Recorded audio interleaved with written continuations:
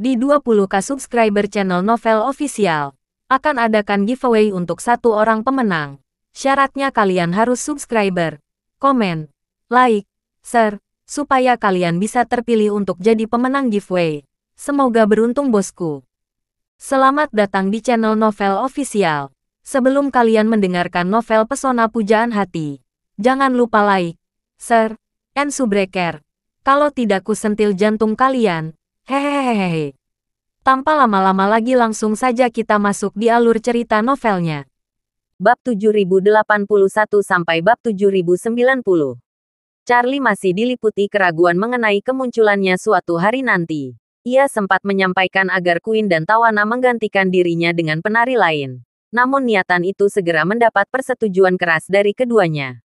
Queen meyakini tidak ada sosok lain yang mampu memunculkan efek magis serupa seperti yang dilakukan Charlie. Sedangkan Tawana sangat menyadari bahwa aksi panggungnya yang begitu menggugah semalam lalu pasti telah menimbulkan persoalan bagi Charlie. Dengan ketulusan terpancar dari sorot matanya, ia berkata, "Jangan khawatir, Tuan Wade.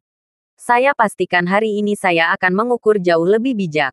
Menyaksikan ketulusan dalam sikap Tawana, Charlie pun merasa bahwa jika ia menyetujui penolakan, ia justru akan terkesan kecil hati.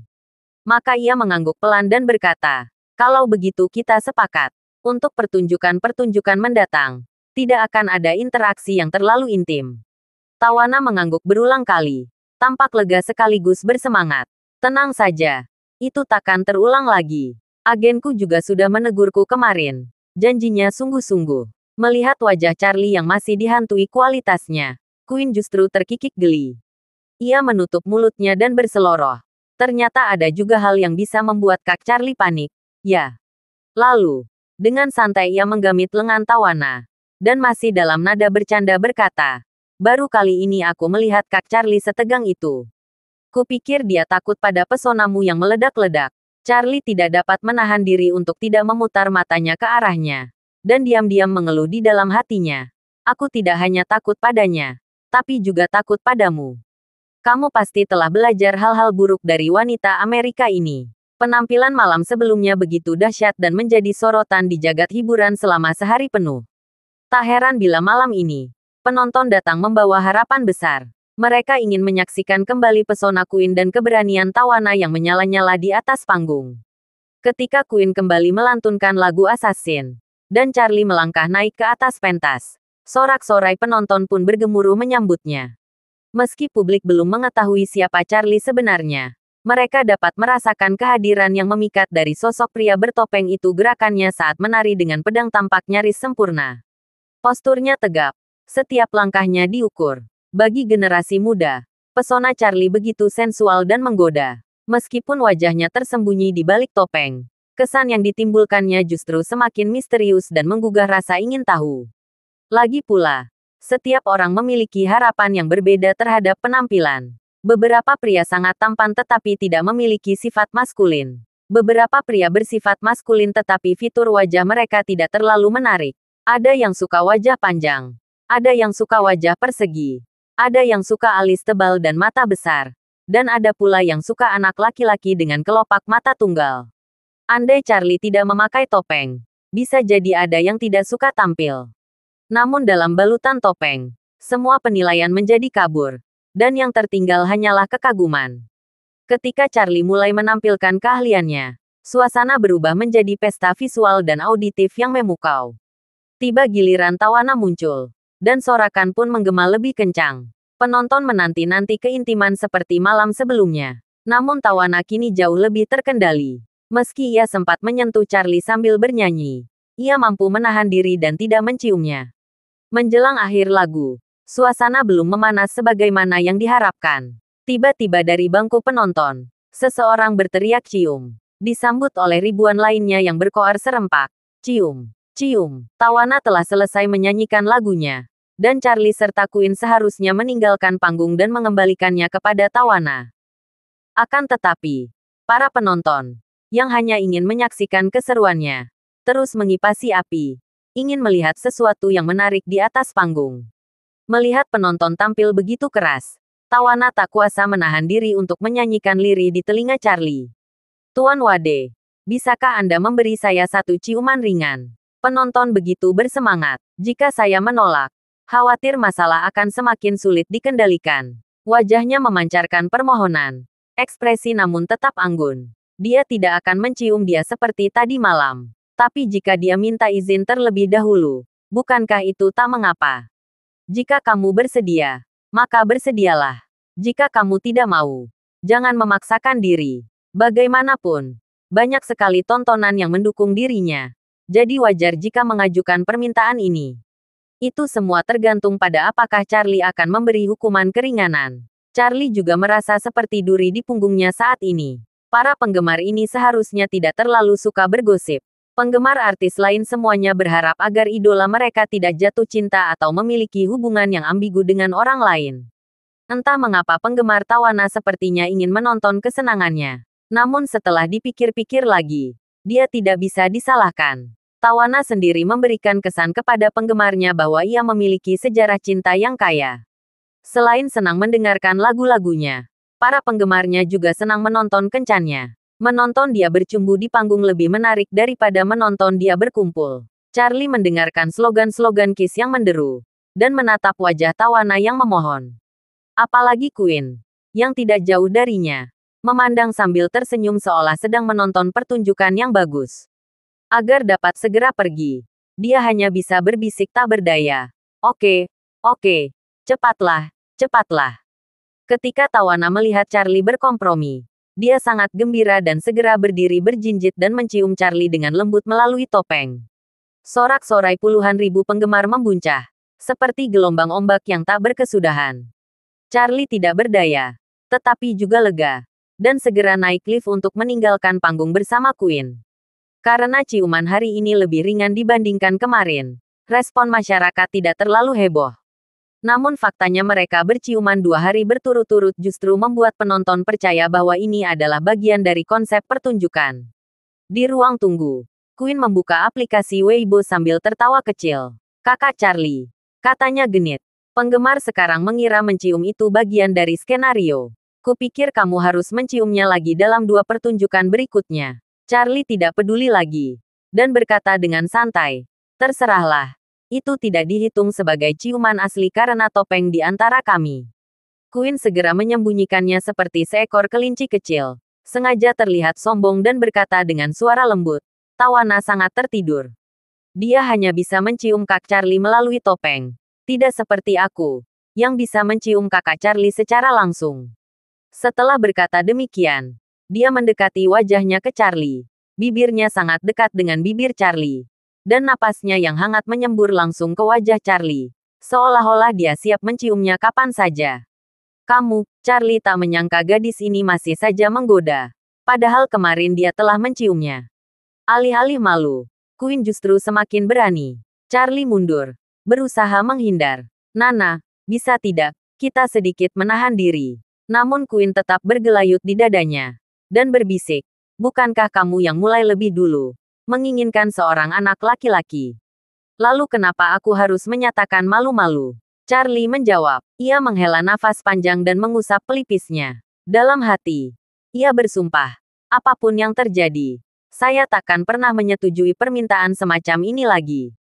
Jadwal pertunjukan Tawana adalah 2 pertunjukan yang diikuti pada 1 hari libur. Kemudian 2 pertunjukan lagi berturut-turut.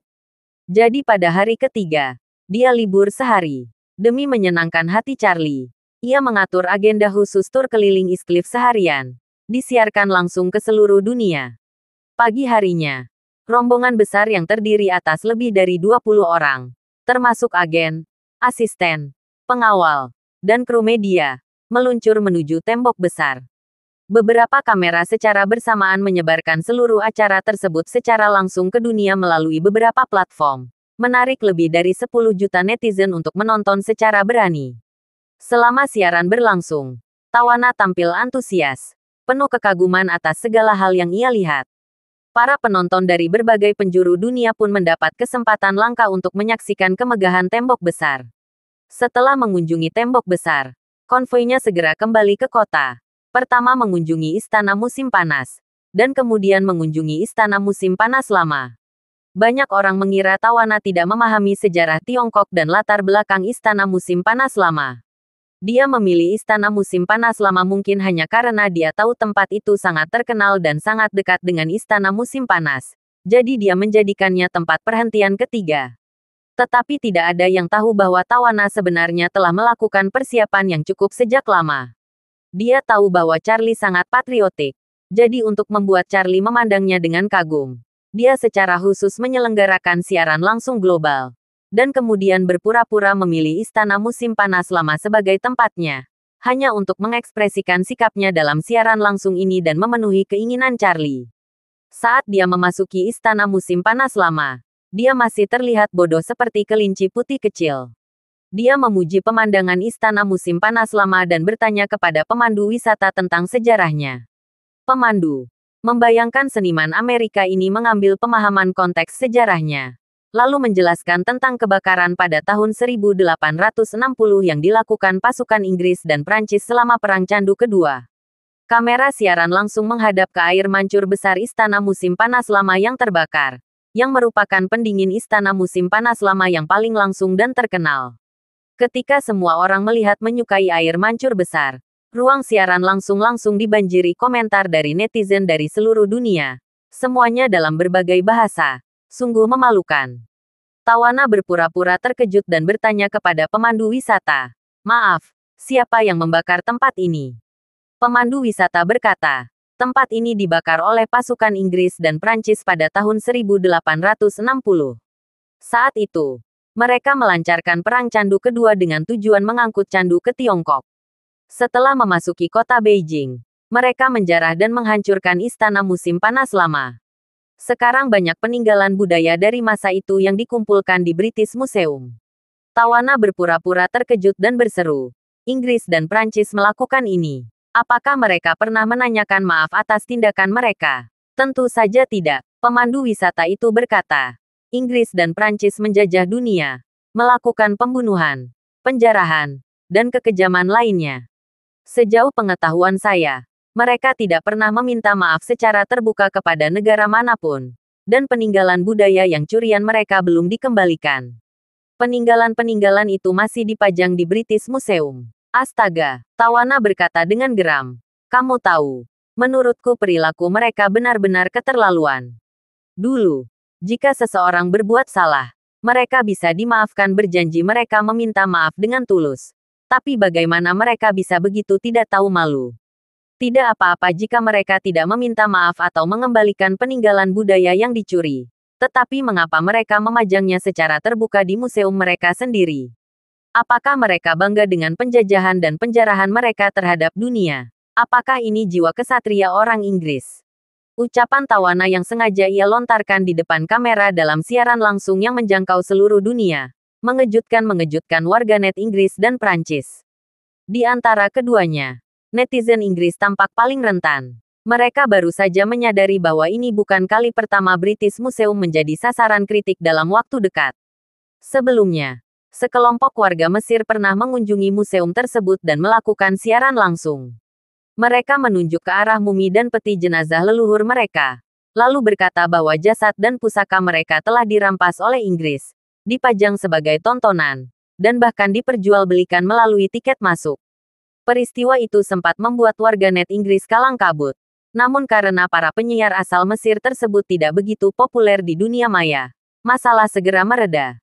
Namun, Tawana adalah sosok yang berbeda. Sebagai selebritis yang tengah berada di puncak popularitas dalam dunia hiburan, namanya mendominasi pemberitaan global dalam 2 hari terakhir.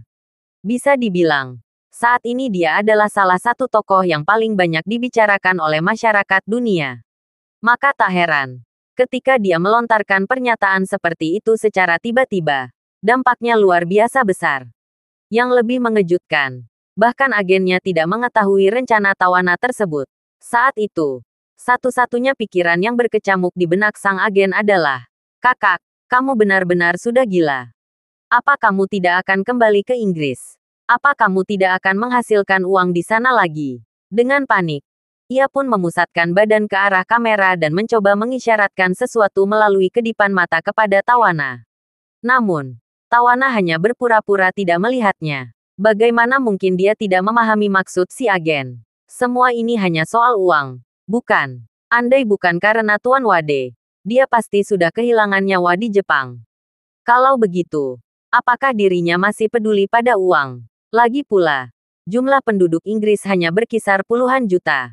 Bahkan jika seseorang memiliki 10 juta penggemar di sana, itu sudah mencapai pencapaian yang luar biasa. Lalu bagaimana jika dirinya kehilangan 10 juta penggemar itu? Apakah dia benar-benar kekurangan 10 juta penggemar? Tawana yakin, dari 10 juta penggemar itu, setidaknya 5 juta di antaranya mampu membedakan mana yang benar dan mana yang salah. Jika nenek moyang mereka salah, maka mereka juga salah. Kalau sebagian rakyat Inggris bisa menyadari kenyataan ini, bukankah itu sudah cukup bagus untuk sebuah negara yang katanya beradab? Jadi, kehilangan 5 juta penggemar hanyalah setetes air dalam samudera. Dengan mengabaikan ekspresi penuh kecemasan dari agennya, Tawana justru melanjutkan pidatonya dengan semangat yang tak surut sedikit pun. Saya percaya bahwa setiap negara harus berani menghadapi sejarahnya secara jujur dan penuh kesungguhan. Hanya dengan begitu masyarakatnya dapat berkembang. Agen itu hanya bisa menutup wajah sambil menggeleng pelan. Siaran langsung dari Istana Musim Panas Lama itu menampilkan reaksi internasional yang dahsyat dan membuat Inggris kehilangan muka untuk sementara. Di saat yang sama, Charlie yang tengah bersantai di rumah keluarga Wade menerima serangkaian notifikasi di ponselnya semuanya terkait dengan Tawana. Warganet Inggris pun terpecah. Kebanyakan mencaci Tawana karena dianggap memutarbalikkan fakta dan mencampuradukan sejarah.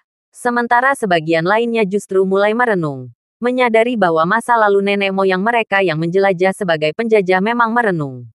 Pertentangan dua kubu ini kemudian memicu kejadian sengit di jagat maya. Membuat netizen dari negara lain kerepotan mengikuti arus komentar yang kian tak terkendali. Namun kenyataannya, siaran langsung Tawana membuka mata publik barat terhadap wajah Tiongkok yang lebih autentik. Selama ini, media mereka seringkali membasahi nama Tiongkok dengan narasi negatif. Bahkan setingkat dengan media di negeri daun maple di Amerika Utara. Mereka menyampaikan kekhawatiran tentang keamanan publik di Tiongkok yang buruk, penjarahan di mana-mana, dan uang palsu yang merajalela menyarankan warga mereka untuk tidak pergi berlibur ke Tiongkok. Namun setelah menonton siaran langsung Tawana itu, masyarakat barat sadar bahwa kondisi di sana sangat terjaga. Tak ada yang menjangkau, tak terlihat pencurian, bahkan perkelahian pun nyaris tak ditemukan. Yang paling lucu adalah tudingan tentang uang palsu. Sepanjang siaran Tawana berlangsung, tak satu pun penonton melihat ada transaksi tunai. Orang-orang di sana menggunakan ponsel untuk membayar apapun mulai dari naik kendaraan, membeli makanan ringan, hingga tiket masuk destinasi wisata. Bahkan saat membeli sosis atau minuman ringan pun, semuanya dilakukan lewat ponsel. Yang membuat mereka semakin kesal adalah ketika Tawana berada di Istana Musim Panas Lama. Dia pergi ke toko untuk membeli tawaran kop. Saat ia mengeluarkan uang 100 yuan, pemilik toko dengan sungkan berkata bahwa ia tak punya kembalian. Mengapa tidak dapat uang kembalian? Karena tidak ada uang tunai. Tanpa pikir panjang, si pemilik toko lalu memberikan kop itu secara cuma-cuma. Tak jauh dari situ, seorang anak perempuan membeli jagung rebus dengan jarak dari kedekatan oleh orang tuanya. Tak membawa ponsel. Tapi anak itu membayar menggunakan jam tangan pintar khusus anak di pergelangan tangannya. Netizen dari negeri daun maple pun tak tahan dan menyindir keras di kolom komentar. Pemerintah kita bilang uang palsu bertebaran di Tiongkok. Tapi di negeri yang bahkan tak menggunakan uang tunai, bagaimana bisa uang palsu marak? Komentar-komentar sinis pun bermunculan. Peringatan soal Tiongkok itu sebenarnya kode agar warga kita tetap tinggal di dalam negeri dan di negara tetangga Amerika. Tapi sekarang, mungkin perlu ditambah satu pesan baru. Waspadalah terhadap kotoran manusia yang bertebaran di jalanan negeri daun maple. Warganet dalam negeri malah menjadi bahan guyonan dan saling olok. Zaman sudah berubah. Namun sebagian orang masih gemar menebar fitnah. Meski sebenarnya mereka sama sekali tidak terkait dengan isu yang dipermasalahkan. Ini sangat konyol. Saat Tawana mengakhiri siaran langsungnya dan kembali ke hotel dengan tubuh yang lelah. Isi siaran langsungnya sudah hangat diperbincangkan di internet. Warganet dalam negeri menunjukkan dukungan yang luar biasa. Tak bisa dipungkiri. Sebagian besar dari mereka adalah pendukung setia yang kini juga memujinya karena dianggap berhasil mengangkat nama baik Tiongkok. Melihat dukungan masif itu, Tawana tersenyum puas. Ia yakin, jika penggemar Tiongkok begitu mencintainya, maka Charlie pun pasti akan mendukung tindakannya. Asalkan bisa membuat Charlie lebih menyukai dirinya, semua ini setara. Tak lama, sang agen menyusul ke kamar dengan wajah muram, lalu berkata, "Tawana, kalau hal seperti ini terjadi lagi, membayangkan kamu memancarkan dulu denganku. Serangan langsung kamu terhadap Inggris tadi bisa berdampak besar terhadap kelanjutan bisnis kita di sana. Jangan lupa, kita masih punya tur konser di Inggris pada paruh pertama tahun ini." Namun Tawana justru menjawab sambil tersenyum santai. "Tenang saja, paling parah. Kita batalkan saja semua pertunjukan di Inggris." Mendadak semangatnya bangkit dan dia berseru, "Ya, batalkan semuanya. Tidak satu pun boleh tersisa. Aku tidak akan memberikan penjelasan apapun. Aku akan menunjukkan sikapku lewat tindakan nyata." Sang agen panik dan hendak menahannya. Tapi pada saat itu juga Tawana menerima pesan suara di ponselnya.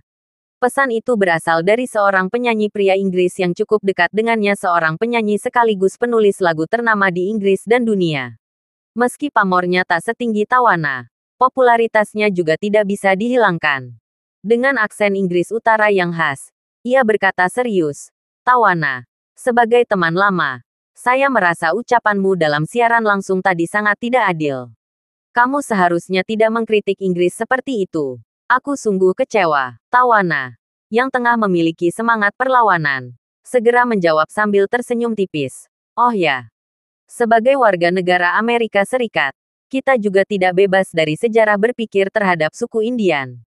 Tapi setidaknya, kita telah memberikan tanah pribadi dan kebijakan khusus kepada mereka. Kita tidak pernah memamerkan kulit kepala suku India seperti trofi. Kamu mencuri peninggalan budaya Tiongkok dan membawanya kembali. Bahkan mengambil jasad leluhur Mesir untuk dipamerkan, lalu kamu masih berani mengatakan bahwa komentarku tidak adil. Belum cukup. Ia langsung mengirimkan satu pesan suara tambahan. Akhiri saja pertemanan ini. Aku tidak ingin berteman dengan seseorang yang tidak bisa membedakan antara yang benar dan yang salah." Tawana terus berceloteh. Sementara selebritas Inggris di seberang sana hampir membuat naik darah. Namun dalam sekejap, Tawana mengambil keputusan tegas. Dengan ringkas, ia mengirimkan pesan suara, lalu memblokir kontaknya tanpa ragu. Belum puas, ia melanjutkan aksinya ke Instagram dan media sosial lain, lalu berhenti mengikuti akun milik sang selebritas. Bagi figur publik sekelas Tawana, siapa yang ia ikuti dan siapa yang tidak, sudah seperti kompas bagi para penggemar. Tak sedikit dari mereka yang begitu mengunggah hingga memeriksa daftar pengikut setiap hari. Mereka menyatukan perubahan jumlah pengikut layaknya detektif, lalu membahasnya ramai-ramai di dunia maya. Dan ketika Tawana tiba-tiba berhenti mengikuti selebriti Inggris itu, dunia fandom pun terguncang. Baik selama ini kerap tampil bersama dalam berbagai proyek, menjalin hubungan erat di hadapan publik, dan dikenal sebagai sahabat karib. Langkah Tawana ini mengejutkan banyak pihak. Bagi penggemar di daratan Tiongkok, rasanya seperti menyaksikan Faye Wong tiba-tiba memutuskan hubungan dengan Isen Chan tanpa aba-aba. Awalnya, para penggemar hanya bisa menerka, mungkinkah ini hanya kesalahan teknis? Barangkali Tawana secara tidak sengaja menyentuh tombol unfollow. Namun, harapan itu tidak bertahan lama. Sebab, yang di-unfollow bukan hanya di satu platform. Tawana juga berhenti mengikuti Instagram dan Facebook, dua jejaring sosial yang berbeda. Sulit membayangkan itu hanya kebetulan. Dengan cepat, masyarakat menyimpulkan, ini pasti disengaja. Gelombang spekulasi pun muncul. Apa penyebabnya? Apakah terjadi perpecahan? Atau ada perbedaan kepentingan di balik layar? Jawabannya masih samar sampai akhirnya seorang netizen dengan cerdik menyuarakan dugaannya. Tawana baru-baru ini melontarkan kritik terhadap Inggris saat siaran langsung di Tiongkok. Mungkinkah itu penyebabnya? Sekonyong-konyong semua tampak masuk akal. Bagaimanapun, yang memutuskan hubungan adalah Tawana, bukan pihak Inggris. Artinya, jika memang terjadi konflik, inisiatif tampaknya datang dari dirinya sendiri. Dunia maya pun langsung membara. Di belahan barat, sejumlah netizen sayap kanan menuduh Tawana telah dirasuki pengaruh tunggal. Kamu warga Amerika, tapi bertindak seperti menyuarakan propaganda untuk negara pesaing. Bagaimana bisa? Namun di sisi lain, Netizen sayap kiri justru menunjukkan sikap terbuka. Dunia ini milik kita bersama, ujar mereka. Manusia seharusnya bersatu, melampaui sekat negara. Apalagi jika anakmu melakukan sesuatu yang salah. Bukankah sebagai orang tua kamu tetap harus bertindak dengan bijak? Namun Tawana tak menggubris hal itu. Di matanya, hanya Charlie yang penting. Ia seperti menutup mata terhadap segalanya bahkan jika harus menyingkirkan seseorang. Ia siap melakukannya demi Charlie. Setelah semalaman menjadi bahan perbincangan panas, Tawana memutuskan untuk memblokir lebih banyak kenalannya dari industri hiburan Inggris. Dengan tenang, ia pun membuka konser ketiganya di Eastcliff. Sementara itu, Charlie berusaha mencari celah untuk kabur. Tetapi Queen berjanji agar dia menyelesaikan semua pertunjukan yang telah dijadwalkan. Tanpa banyak pilihan, Charlie menyeringaikan gigi dan menyelesaikan 4 pertunjukan penuh. Menariknya, 3 penampilan awal langsung memicu trending topik yang berbeda-beda di internet. Namun hanya satu topik yang konsisten muncul 3 kali berturut-turut dalam daftar pencarian musim panas. Siapakah pria misterius yang dicium Tawana? Warganet dari seluruh dunia dilanda rasa penasaran yang luar biasa. Beberapa bahkan bersumpah, jika foto pria itu diunggah dengan berani, mereka rela membayar $100 hanya untuk melihat wajah asli pria bertopeng tersebut. Pada hari keempat, sebuah jajak pendapat pun muncul di dunia maya. Apakah kamu bersedia membayar $100 demi melihat foto asli penari pria misterius itu? Hasilnya mengejutkan dalam waktu 24 jam. 5 juta orang ikut serta dalam voting. Lebih dari 3 juta menjawab ya. Media pun meledak. Apakah kalian semua sudah gila? Protes sebagian pengguna internet. Uang $100 bisa kalian gunakan untuk belanja di supermarket. Beli daging, telur, susu, tapi kalian lebih memilih menggunakannya untuk melihat wajah seorang pria. Ini sudah tidak masuk akal. 3 juta orang, masing-masing $100, totalnya mencapai $300 juta. Padahal, meskipun Tawana tampil 3 kali, penghasilannya belum tentu sebanyak itu. Namun kali ini, netizen Tiongkok angkat bicara. Apa masalahnya? Kata mereka, di industri hiburan dalam negeri, kami sudah terbiasa membayar untuk membuka foto selebriti di Weibo sejak dulu. Bedanya, tarif selebriti lokal tak pernah mencapai itu paling banter 28, 38, atau 58 yuan. Tak pernah sampai ratusan dolar. Pada hari keempat, Claire juga sangat penasaran dengan pria misterius ini. Dia melihatnya di ponselnya selama 3 hari berturut-turut. Dan dari sudut pandang manapun, dia merasa bahwa orang ini adalah Charlie. Namun, setiap kali aku memikirkan hal ini, dia punya serangkaian alasan lain dalam pikirannya untuk meyakinkan dirinya bahwa ini tidak ada hubungannya dengan Charlie. Baru pada hari keempat, ketika dia melihat penari pria misterius itu lagi di atas panggung bersama Tawana dan Queen melalui siaran langsung di ponsel penggemar di tempat kejadian, dia mendapat ide. Kemudian, dia menelepon Charlie. Dia berpikir, bukankah Charlie adalah direktur Feng Shui? Begitu acaranya dimulai, seharusnya tidak terlalu sibuk, kan? Jika dia langsung menjawab telepon, itu membuktikan bahwa dia bukanlah penari pria misterius itu. Jika dia tidak menjawab telepon, meskipun itu tidak membuktikan bahwa dia adalah penari pria misterius itu, sepertinya kemungkinannya semakin besar. Tidak diragukan lagi bahwa Charlie tidak bisa menjawab telepon sama sekali. Agar tidak terungkap kekurangannya dalam penampilannya, ia bahkan tidak membawa genggaman teleponnya ke atas panggung. Lagi pula, tidak punya tempat untuk menaruh ponsel dengan semua perlengkapan ini. Sekalipun membawanya, dia tidak bisa menjawab telepon di panggung. Namun, dia benar-benar tidak menyangka bahwa Claire akan memilih meneleponnya saat ini. Mendengarkan bunyi bip di telepon, Claire tiba-tiba merasa gelisah entah kenapa. Dia tidak dapat menahan diri untuk mengunci dirinya sendiri. Mungkinkah penari misterius ini benar-benar Charlie? Tapi, mengapa, meskipun dia adalah seorang ahli Feng Shui, tidak perlu 2 bintang wanita papan atas berpose begitu antusias dan proaktif terhadapnya? Bukan. Charlie tidak menyangka kalau hal buruk seperti ini akan terjadi. Dia sudah lama bosan tinggal di Eastcliff. Ketika dia tidak sibuk tampil, sekelompok orang memaksanya untuk punya anak. Ketika sedang sibuk tampil, seorang wanita Amerika gila terus memeluk dan mencium dirinya. Ini sangat tidak nyaman. Apapun yang terjadi, Oleh karena itu, dia telah setuju dengan Queen. Segera setelah pertunjukan keempat selesai, dia akan langsung pergi ke bandara dan terbang kembali ke Aorus Hill. Meski masih harus terus tampil di Shanghai, dia tidak lagi memiliki pekerjaan sebagai penari latar. Bagaimanapun, pertunjukan baru berikutnya akan dimulai beberapa hari lagi. Dia tidak perlu menyia-nyiakan hari-hari ini di sini. Ketika lagu itu akhirnya berakhir, Tawana maju dan memeluk lalu menciumnya lagi. Untungnya mulai game kedua dia lebih bisa menahan diri dan tidak membebani secara berlebihan seperti di game pertama.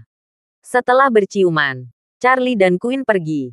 Mereka berduaan ke ruang ganti. Saat Charlie berganti pakaian, dia berkata, "Aku tidak bisa tinggal lebih lama.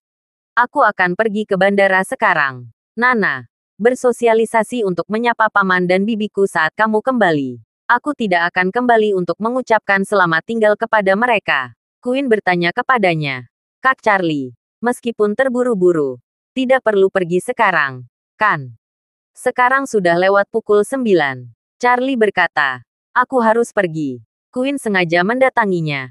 "Apakah kamu merindukan Nona Wilson?" Charlie berkata dengan serius. "Apa Nona Wilson? Dia adalah kakak iparmu." Tidak, Queen menjelaskan dan berkata dengan serius. "Dia adalah pihak ketiga yang ikut campur. Tapi aku tidak peduli padanya." Oke. Charlie tahu bahwa dia dan Queen tidak mempunyai kesempatan untuk berdebat mengenai masalah ini karena dia tidak mempunyai kesempatan untuk menang. Ketika berbicara tentang siapa yang datang lebih dulu, Queen akan mengatakan bahwa dia telah mengenalnya sejak kecil. Jadi dia pasti telah mengenalnya sebelum Claire. Ketika berbicara tentang hubungan hukum antara suami dan istri, Queen akan mengatakan bahwa perintah orang tua berada di atas segalanya.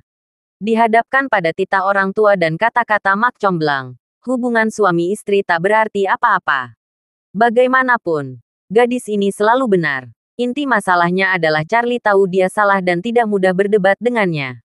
Jadi dia hanya bisa pasrah dan berkata, "Jika kamu bilang itu Nona Wilson, maka itu Nona Wilson. Aku sudah beberapa hari tidak ada di rumah, dan sudah waktunya untuk kembali." Queen tidak mengajaknya dan berkata, "Kalau begitu aku akan mengantarmu ke bandara." Charlie berkata, "Saya akan mengantarmu pulang terlebih dahulu dan menyetir sendiri ke bandara. Setelah itu, saya akan meninggalkan mobil di bandara dan Ishak akan mengatur seseorang untuk mengantarnya pergi." Queen berkata, "Kalau begitu aku akan mengantarmu ke bandara. Lalu ada yang mengantarku pulang." Charlie tidak berdaya. Saat itu sudah lewat pukul 9. Dan penerbangan normal terakhir kembali ke Aorus Hill malam ini adalah pukul 11. Charlie tidak berdaya. Saat itu sudah lewat pukul 9. Dan penerbangan normal terakhir kembali ke Aorus Hill malam ini adalah pukul 11. Jika dia mengangkut ke bandara, dia masih bisa mengejar penerbangan ini. Jika dia melewatkan waktu check-in, dia harus meminta keluarga Wade untuk menyediakan pesawat pribadi. Jet pribadi tentu saja nyaman. Tetapi jika waktu berangkat tidak sesuai dengan informasi penerbangan, mudah untuk mengungkap kekurangannya. Claire hanya perlu melakukan pemeriksaan cepat untuk mengetahui bahwa tidak ada pesawat yang mendarat saat itu dan pesawat api berkecepatan tinggi juga dihentikan. Jadi bagaimana Charlie bisa kembali? Demi menghindari masalah, Charlie berkata kepada Queen, "Baiklah, ayo kita pergi ke bandara bersama. Tapi aku akan meminta Ishak untuk mengatur helikopter untuk menjemputmu di bandara. Kamu tidak bisa menyetir sendiri pulang. Aku khawatir." "Tidak masalah," Queen berkata sambil tersenyum. "Asalkan aku bisa mengantarmu ke bandara." Pada saat ini, Claire, yang berada jauh di Aorus Hill, melihat dalam video langsung bahwa penari pria misterius itu telah meninggalkan panggung. Jadi dia sengaja menunggu beberapa menit dan menelepon Charlie lagi. Ponsel Charlie ada di atas meja di ruang ganti. Pada saat ini, telepon tiba-tiba berdering. Dan panggilan antarmuka masuk langsung menggantikan pemberitahuan panggilan tak terjawab sebelumnya. Dia bahkan tidak tahu bahwa Claire telah meneleponnya saat dia sedang tampil. Maka dia memberi isyarat diam kepada Queen, menenangkan suaranya. Lalu mengangkat telepon, menjawabnya dan berkata sambil tersenyum, "Claire." Hati Claire hancur. Dan dia langsung menjadi sedikit bingung. "Suamiku, sedang apa kamu sekarang?" "Saya baru saja akan menuju bandara," jawab Charlie tenang. Bandara. Claire terdengar heran. Kenapa buru-buru pergi ke bandara? Bukankah pertunjukannya belum selesai? Bagian saya sudah selesai. Ada penerbangan malam ke Aurus Hill. Jadi saya pikir sebaiknya pulang sekarang. Claire makin gelisah. Kenapa begitu cepat? Mengapa dia tidak menjawab telepon saat berada di atas panggung? Dan kenapa baru beberapa menit setelah penari itu turun? Charlie langsung menjawab. Lalu, kalau penari misterius itu memang kembali ke Aurus Hill malam ini, bukankah waktunya terlalu pas?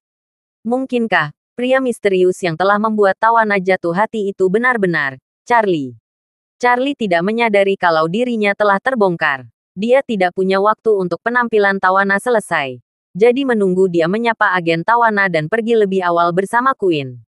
Dalam perjalanan ke bandara, Charlie memberitahu Queen, "Nana, akhirnya kamu punya kesempatan untuk beristirahat sejenak. Kamu sibuk dengan 4 pertunjukan bersama Tawana dalam beberapa hari terakhir." Charlie berpesan, "Jangan terlalu banyak kesibukan di masa mendatang. Kamu harus tinggal di rumah dan menemani Paman Golding dan Bibi Rahel." Queen bertanya kepadanya sambil tersenyum.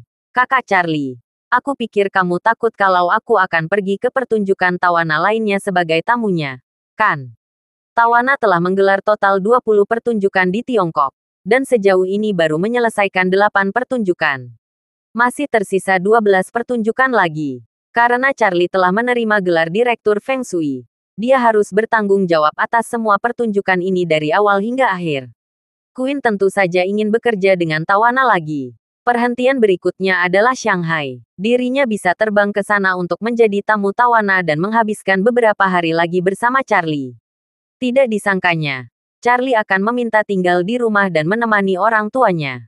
"Sepertinya dia tidak ingin aku pergi bersamanya." Charlie merasa agak malu saat menyadari pikirannya telah ketahuan. Namun, dia hanya menjelaskan, "Saya tidak takut kamu akan datang. Saya takut begitu kamu datang, Tawana akan ingin bekerja dengan saya lagi.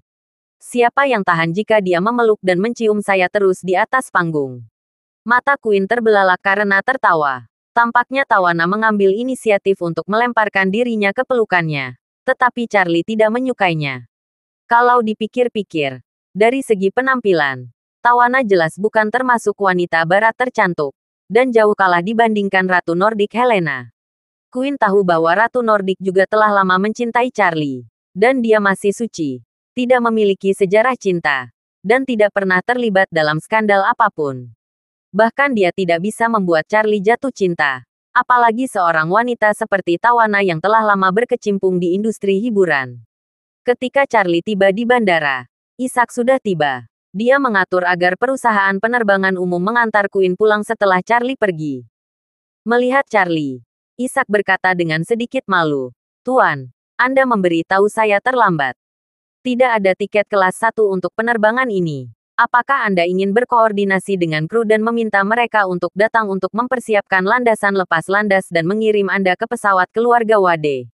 Tidak perlu. Charlie mengulurkan tangan dan berkata, "Saya sendirian. Dan perjalanan 2 jam akan berlalu dengan cepat. Kelas ekonomi tidak masalah sama sekali." Setelah mengatakan itu, Charlie mendidih Ishak. "Pastikan untuk mengirim Nana kembali dengan selamat." "Tuan, jangan khawatir," Ishak berkata. "Helikopter sudah siap, dan rutenya sudah berangkat. Helikopter itu akan terbang langsung ke gedung Jindi di dekat rumah Nona Golding. Kami punya mobil untuk mengantar Nona Golding pulang." Charlie mengangguk dan mengucapkan selamat tinggal kepada Queen. "Nana, aku masuk dulu. Kirimi aku pesan saat kamu sampai di rumah." Queen awalnya agak enggan, tapi Ishak ada di sana, jadi dia tidak bisa terlalu akrab. Dia pun memegang tangannya dan berkata, "Kakak Charlie, kapan kamu akan datang ke East Cliff lagi untuk berdiskusi denganku lagi?" Charlie berkata, "Bukankah aku berjanji padamu bahwa aku akan datang ke East Cliff untuk menonton konser terakhirmu?" Queen berkata dengan genit, "Itu akan memakan waktu lama. Akan memakan waktu sebulan lagi setelah tahun baru Imlek." Charlie tersenyum dan berkata, "Kita lihat saja apa yang terjadi di sisa waktu. Aku tidak bisa menjamin apapun saat ini." Queen tidak punya pilihan selain mengangguk dan berkata, "Kalau begitu aku akan menunggu kabarmu." Charlie mengucapkan selamat tinggal kepada mereka berdua, memilih tempat duduk di dekat jendela saat check-in, lalu melewati pemeriksaan keamanan dan langsung menuju pintu keberangkatan. Karena keterbatasan waktu, saat ia tiba di pintu keberangkatan, pesawat sudah mulai berangkat. Charlie mengikuti kelompok besar itu dan turnamen untuk naik pesawat. Setelah duduk, dia mengeluarkan ponselnya dan mengirim pesan WeChat kepada Claire, dengan mengatakan, "Istriku, aku sudah berada di dalam pesawat. Pesawat akan lepas landas dalam 20 menit." Claire membalas dan bertanya kepadanya, "Apakah kamu ingin aku mengantarmu ke bandara untuk menjemputmu? Saat kamu mendarat, hari masih gelap." Charlie tersenyum dan berkata, "Tidak apa-apa. Jangan ganggu dirimu sendiri. Aku bisa naik taksi." Setelah mengunggahnya, dia menambahkan, "Ngomong-ngomong sayang, kamu tidak perlu menungguku. Tidurlah lebih awal." Claire berkata, "Mengetahui kamu akan kembali, aku tidak bisa tidur. Aku akan menunggumu di rumah." Charlie tergerak dan berkata, "Kalau begitu aku akan segera kembali setelah turun dari pesawat." Pesawat itu segera menyelesaikan kelasnya dan mulai meluncur. Bandara itu tidak begitu sibuk pada malam hari, dan pesawat bahkan lepas landas 5 menit lebih awal dari waktu lepas landas yang dijadwalkan. Di pesawat, Charlie merasa bosan dan tidak ada jaringan di genggaman teleponnya. Jadi ia hanya memainkannya dengan santai di tangan. Baru saat itulah dia menyadari bahwa ada panggilan tak terjawab dari Claire. Terlebih lagi, panggilan itu terjadi beberapa menit sebelum panggilan sebelumnya tersambung. Charlie meninjau kembali garis waktu dalam pikirannya. Detik berikutnya, Charlie menyadari bahwa ketika Claire melakukan panggilan pertama, dia seharusnya sedang berdansa dengan Queen dan Tawana di atas panggung. Satu-satunya saat dirinya tidak membawa ponsel adalah ketika naik panggung. Jika tidak, tidak akan ada panggilan yang tidak terjawab darinya. Memikirkan hal ini, Charlie tidak berpikir serius. Tepat saat ia mengunci teleponnya, tiba-tiba ia melihat gadis di sebelahnya tengah asyik menjelajahi situs web video pendek yang telah ia simpan terlebih dahulu di teleponnya. Gadis itu pasti telah menyimpan banyak video selagi ada internet sebelum pesawat lepas landas untuk menghabiskan waktu di pesawat. Jadi dia terus menggulirnya. Secara kebetulan, dia melihat video yang direkam oleh seorang penonton di pertunjukan Tawana. Lagu yang diputar dalam video tersebut adalah lagu Assassin yang ditarikan Charlie di atas panggung. Pada saat ini, layar besar di samping panggung hanya menampilkan gambar close-up Charlie yang sedang menari sambil membawa pedang. Setiap gerakan dan setiap detail tubuh Charlie diperbesar oleh layar lebar dan disajikan kepada penonton dengan kejelasan yang luar biasa. Charlie tiba-tiba menyadari masalah serius. Meskipun dia tidak menampilkan wajah selama proses tersebut, jika seseorang sangat mengenalnya, pasti dapat mengenalinya dari bentuk tubuh dan kebiasaan perilakunya. Meskipun wajahnya tertutup. Akankah Claire mengenali dirinya juga? Mengingat saat Claire meneleponnya untuk pertama kali, Charlie tiba-tiba merasa sedikit berkeringat. Claire sangat menyukai Tawana. Jadi biasanya, saat Tawana tampil, selama dia tidak sibuk, dia pasti akan menonton siaran langsung penonton di ponselnya. Karena Claire menonton siaran langsung, Claire mungkin tidak akan terganggu dan mendengarkan dirinya sendiri selama pertunjukan. Tetapi bagaimana jika dia mengenali dirinya atau mengingat dirinya melalui video pertunjukan? Panggilan ini datang pada waktu yang tepat. Tidak peduli seberapa mampu dirinya tidak dapat membagi dirinya menjadi dua. Jika tampil di panggung, telepon itu pasti tidak akan terhubung. Claire menelepon saat ini. Tujuannya jelas bukan untuk membahasnya, tetapi untuk memeriksa apakah panggilan itu bisa tersambung. Charlie tiba-tiba merasa seperti ada duri di punggungnya. Jika dia hanya menari sebagai penari latar untuk Tawana dan Queen, tidak masalah meskipun Claire mengetahuinya.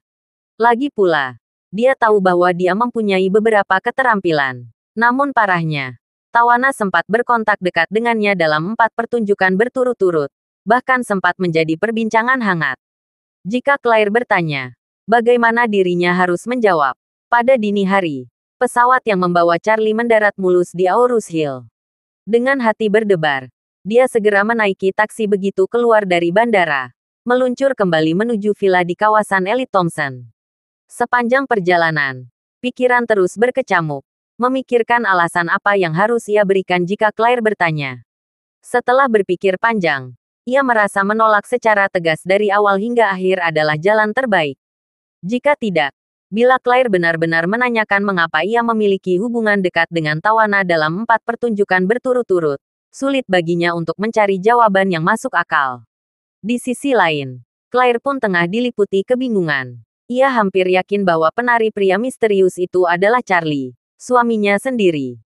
Namun, keraguan tetap meragukannya. Ia belum sepenuhnya yakin apakah sebaiknya ia segera mengungkapkan ketersediaannya.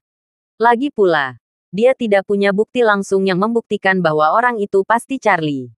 Satu-satunya bukti tidak langsung adalah ketika penari pria misterius itu berada di atas panggung. Ponsel Charlie kebetulan tidak dapat dihubungi. Akan tetapi, hal ini belum tentu membuktikan apapun. Ketika ia tengah melamun, Charlie telah kembali ke rumah. Elaine dan Jacob sudah tidur. Claire mendengar suara Charlie membuka gerbang lantai atas, jadi dia memaksa ke jendela. Melihat Charlie memasuki halaman, dia menjadi semakin gugup.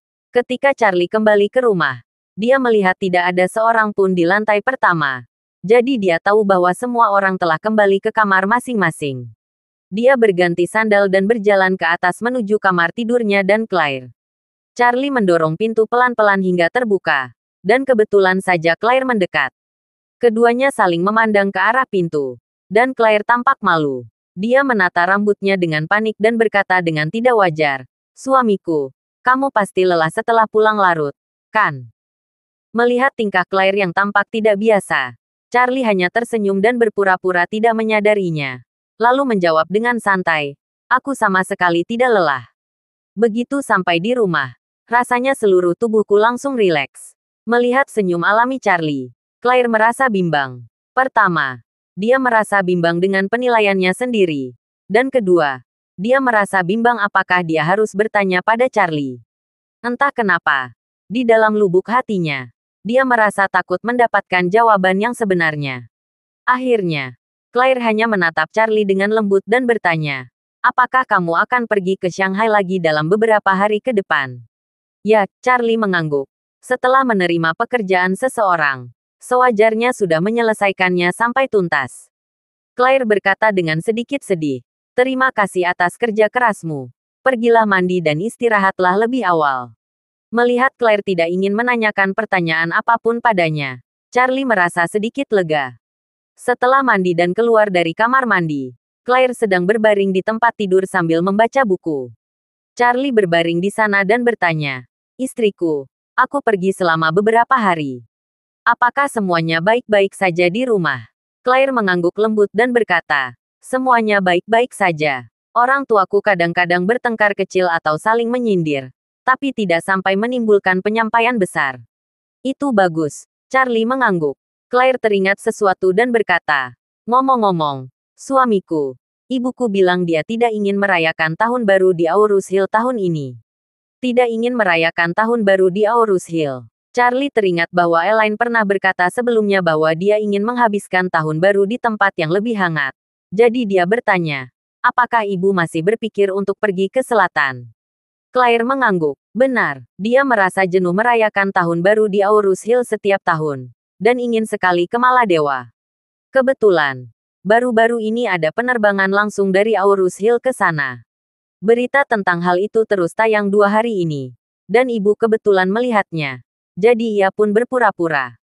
Claire menambahkan, "Ada 2 penerbangan pulang pergi setiap minggu. Kami bisa berangkat pada tanggal 28 bulan ke-12 dalam kalender lunar dan kembali tanggal 3 bulan pertama. Ibu ingin aku meminta persetujuanmu." Charlie tersenyum samar dan bertanya, "Ini benar-benar permintaan ibu? Atau ibu hanya ingin menyuruhmu membujukku?" Claire terkekeh kecil. "Kamu mengenalnya terlalu baik. Dia memintaku membujukmu. Katanya kita sekeluarga belum pernah benar-benar berlibur bersama." Charlie memikirkan jadwal kegiatannya. Untuk tahun baru ini, tidak ada kewajiban mendesak yang mengharuskannya tetap tinggal di Aurus Hill. Jika Elaine sampai menyampaikan keinginannya dengan begitu terbuka, itu berarti dia benar-benar menginginkannya. Atau setidaknya tidak keberatan. Maka dia pun berkata dengan riang, "Baiklah, ayo berangkat." Mendengar itu, Claire tersenyum cerah. "Kalau begitu, dalam beberapa hari ini saya akan menyusun panduan untuk mencari pulau mana yang paling layak dikunjungi." Charlie melakukan gerakan tangan dengan santai. Tidak usah repot. Suamimu ini sudah menghasilkan banyak uang. Tak perlu memilih pulau yang paling ekonomis. Kita pergi saja ke pulau paling mewah. Setelah berkata demikian, tanpa menunggu Claire mengutarakan pendapatnya, dia berkata tanpa ragu, serahkan urusan ini pada suamimu. Kalian tinggal bersiap saja. Claire tahu bahwa dia memang telah menghasilkan banyak uang dengan mencari ahli Feng Shui di mana-mana selama periode ini. Kehadiran terendah dimulai dari 1 juta. Kali ini pendapatannya akan lebih tinggi lagi dengan bekerja sama dengan Tawana. Sebuah keluarga yang beranggotakan 4 orang hanya akan menghabiskan beberapa ratus ribu paling banyak untuk liburan beberapa hari. Karena dia punya niat seperti itu, dia mungkin lebih baik membiarkan dia mengatur semuanya. Jadi, Claire tersenyum dan berkata, kalau begitu aku tidak akan peduli tentang apapun dan hanya menunggu suamiku tercinta mengatur semuanya. Charlie merasa seolah baru saja lulus dari ujian berat. Hatinya pun terasa lebih ringan. Ia tersenyum dan berkata dengan penuh semangat, tenang saja. Aku akan mengatur semuanya dengan sempurna. Charlie memang tidak tahu banyak tentang Maladewa, sehingga ia berencana meminta saran dari seseorang yang lebih berpengalaman.